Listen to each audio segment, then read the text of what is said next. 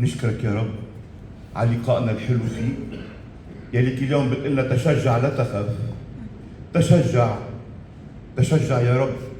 أجمل لحظة بحياتنا يعني كن قائد. تشجع يعني لا تخف. تشجع يعني الأنا اللي فينا ماتت.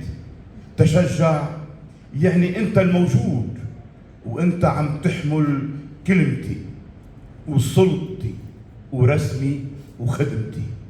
لذلك يا رب اليوم نحن منوعدك قدام حبك، تيك هارت، قدام رسم صليبك.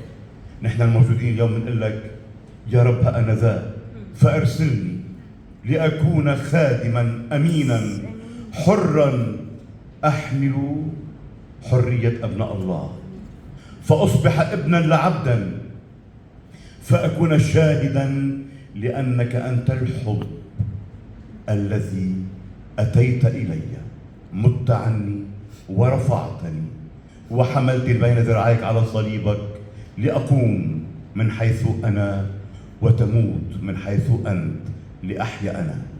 لك المجد إلى أبد الآبدين. آمين.